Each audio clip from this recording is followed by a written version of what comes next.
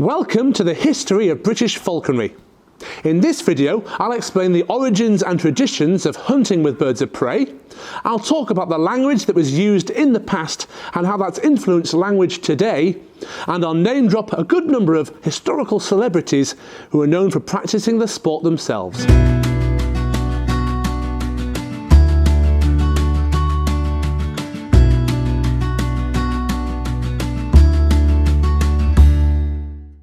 Falconry is believed to be over 4,000 years old, but the first credible records show that all began over 3,000 years ago in 1700 BC, where Mongolian tribes captured wild raptors and trained them to hunt to provide food for the villagers.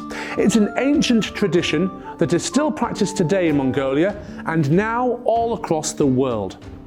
Over many centuries, falconry has played a part in social pastimes, social hierarchy, and even battles. Early falconry is believed to have begun in Asia, starting with China, then Pakistan and the Middle East, before making its way up through Europe. The practice reached Britain by the 9th century and was very popular during the medieval period. Over the centuries, many different species of birds of prey have been used in falconry, including kestrels, hawks, falcons and eagles. The first task the falcon would face is to catch a wild raptor using a trap. Once captured, the bird was fitted with equipment to allow the falconer to hold and control the bird. The physical handling and tethering practices were notably very similar to the methods used today, including using leather to make anklets and jesses. The next step is to man the bird. Manning is the term used to describe the action of spending time with the bird on the glove, allowing it to become customized with humans and many other animals, objects and contraptions that may move or make a noise. One example of manning is to remain holding the bird for a very long time. It's even been recorded that some falconers would hold the bird until it fell asleep before they did. A process like that could take several days to accomplish. Once settled, the trainer would begin by feeding the bird a good variety of delicious food, such as quail and rabbit. The bird would learn that the trainer was a good person, someone to be trusted. Once the raptor is calm and familiar with its trainer, the falconer would slowly bring the bird's weight down so it became hungrier.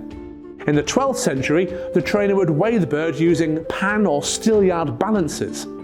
Once the bird has reached its flying weight, the bird training can begin. Come on! A safety line, known as a creance, would be used for the initial training, the trainer perfecting the basics of flying the bird to the fist. Once free, the bird would have its fitness replenished, flying great lengths and heights before returning to the trainer. The weight of the bird would be dropped even lower to reach hunting weight, and the raptor introduced to the field. The hunt would then begin, the bird chasing hare or pouncing onto pheasant. Different species would have different quarry. The larger the bird, the larger the prey. The training techniques mentioned are almost exactly the same techniques that are still practiced today. Hooray! Ha ha! Look at that! Catch up for day! Ooh! Well done, my beauty! Ooh! There's a great deal of terminology in falconry, and many of the words and expressions used in medieval times have evolved over time and are still used today. One of the most common phrases is fed up. If the falconer had overfed the bird and it was sat in a tree, it would not be inclined to return to the glove. Come on! You know you want it. It's your favourite, quail. He's fed up. The term fed up literally means to feed the bird up until full, although in modern language it would mean someone looking despondent or to have had enough of something. Birds of prey drink far less water than most other animals, as they gain most of their fluid from the blood of the prey they devour. Therefore, a bird that was often seen drinking or sat in its water for a long time was known as a boozer. The word now known as booze as an acronym for alcohol. Tethering birds of prey is a practice that has been around for many hundreds of years. The term "at the end of my tether" refers to birds that would attempt to fly with no success, suggesting that there is only a small amount of leash left before breaking free.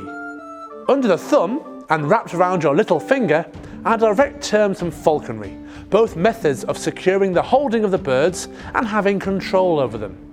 These phrases now mean having control over a person rather than a bird. And it was known from the start that birds of prey fear what they can see and not what they can hear. This is why falconers used hoods to temporarily block the vision of the birds, like when moving the bird or preparing it for flight. The result? Keeping the bird calm and not wasting any precious energy. The term hoodwinked derives from this very practice. Now, how did these words and phrases, which were specific to falconry, end up in modern language used today? Well, one reason is because of authors like William Shakespeare. Shakespeare had an interest in falconry, often reported to have joined hunts and even owning his own hawks.